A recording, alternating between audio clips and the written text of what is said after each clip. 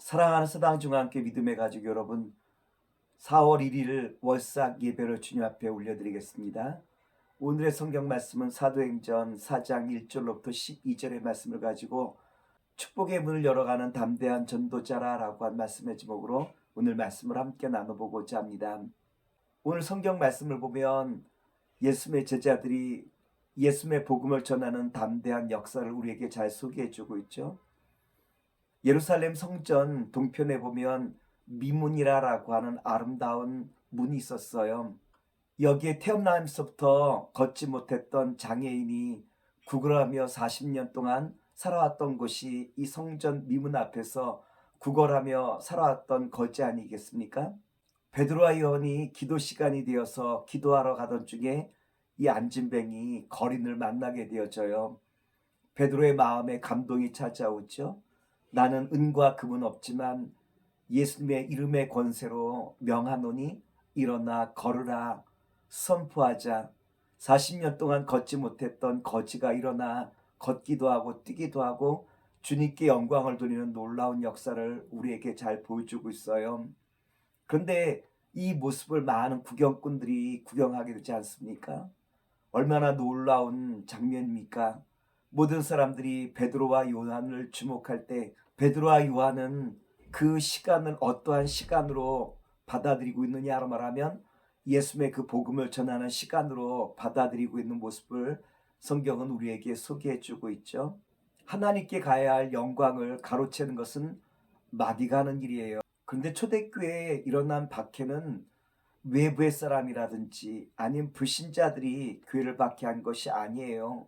성경에 보면 유대인들과 대직장들이 기독교를 박해하고 있는 모습을 우리에게 보여주고 있죠. 하나님께 영광을 돌려야 될 사람들이 오히려 하나님께 영광을 돌리지 못하고 가로막는 일을 우리에게 보여주고 있어요. 사도행전 4장 1절과 2절의 말씀입니다.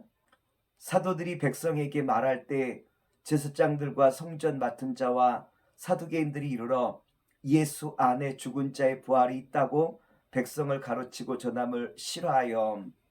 사랑하는 믿음의 성도 여러분, 만일 40년 동안 걷지 못하고 성전 미문에 앉아서 구걸하던 사람이 일어나 걷는다라고 한다면 우리가 남이랄지라도 기뻐하고 즐거워하고 또한 축하하는 것이 당연한 일 아니겠습니까? 그러나 오늘 본문에 보면 제사장들은 하나님께 영광을 돌리고 교회가 부흥하고 또한 성도들이 기뻐하는 이 모습을 그들은 기뻐하지 아니하고 오히려 가로막고 있는 모습을 우리에게 보여주고 있죠. 그래서 대제사장과 서기관들은 베드로와 요한을 신문하게 되었져요. 너희가 무슨 권세로 이와 같은 일을 행하였느냐라고 이야기하죠. 사도행전 4장 6절과 7절의 말씀입니다. 대제사장 안나스와 가야바와 요한과 알렉산더와 및 대제사장의 문중이 다 참여하여 사도들을 가운데 세우고 묻되 너희가 무슨 권세와 누구의 이름으로 이 일을 행하였느냐. 이때 성령의 충만함 받아 베드로가 그들에게 대답하죠.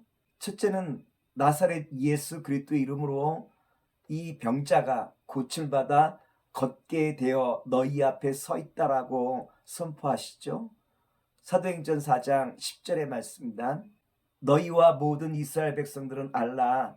너희가 십자가에 못 박고 하나님이 죽은 자 가운데 살리신 나사렛 예수 그리스도의 이름으로 이 사람이 건강하게 되어 너희 앞에 섰느니라. 너희들이 십자가에 못 박아 죽인 예수님께서 살아나셨다라고 한 거죠. 또한 살아나신 예수님께서 예수 이름의 그 권세로 이 병자가 일어나 걷게 되었다라고 한 것을 담대히 선포하게 되어져요. 둘째로 예수 그리스도 이름으로만 이 모든 구원의 역사가 일어난다라고 선포하시고 있죠. 사도행전 4장 12절의 말씀입니다. 다른 이로서는 구원을 받을 수 없나니 천하 사람 중에 구원을 받을 만한 다른 이름을 우리에게 주신 일이 없음이라 하였더라. 그런데 우리가 잘 알고 있는 것처럼 베드로와 요한이 처음부터 담대한 전도자들은 아니었죠.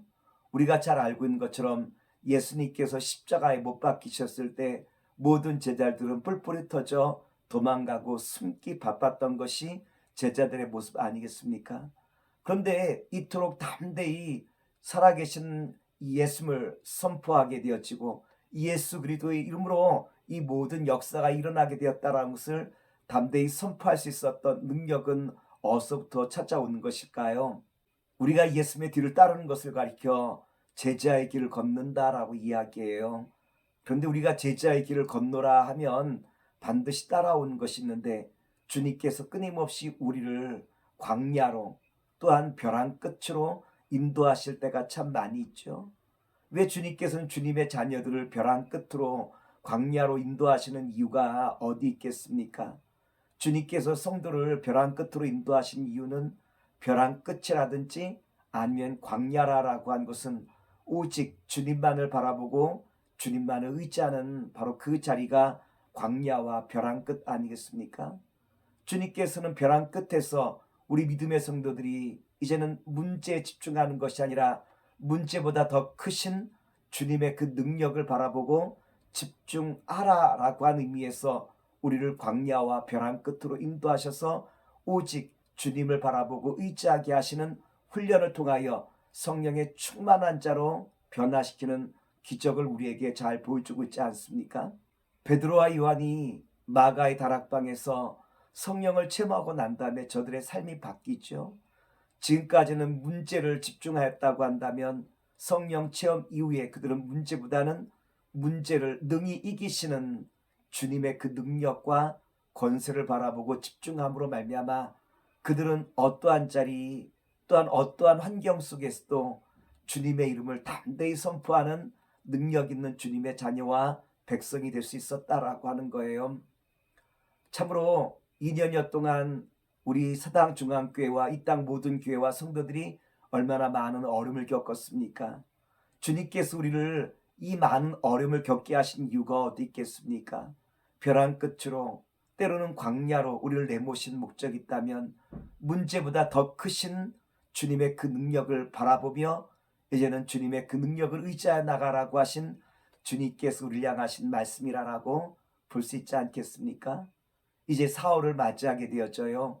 오늘 4월 월상 예배를 맞이하면서 사랑하는 믿음의 성도 여러분, 이제는 문제에 집중하는 자가 아닌 문제를 이기시는 주님을 더욱더 바라보며 주님을 의지하는 가운데 주께서 우리 가운데 넣어주시는 성령의 충만함과 역사하심을 힘입어서 4월 주님과 함께 담대히 승리하는 주님의 귀한 전도자의 자리에 서는 저와 여러분 되길 기도하고 날마다 저와 여러분을 통하여 주님의 놀라운 기름 부으심이 가득 넘치는 귀한 한 달 될 수 있도록 주님의 역사심이 함께 하시기를 다시 한번 기도하겠습니다.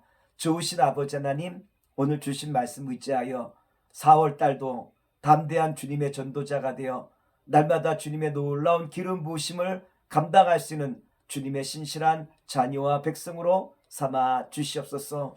이제는 우리 주 예수 그리스도의 은혜와 무한하신 아버지 하나님의 사랑하심과 성령님의 역사하심이 오늘 월삭 예배드리는 사랑하는 성도를 통하여 날마다 주님의 놀라운 축복이 함께 하시기를 간절히 축원하옵나이다. 아멘.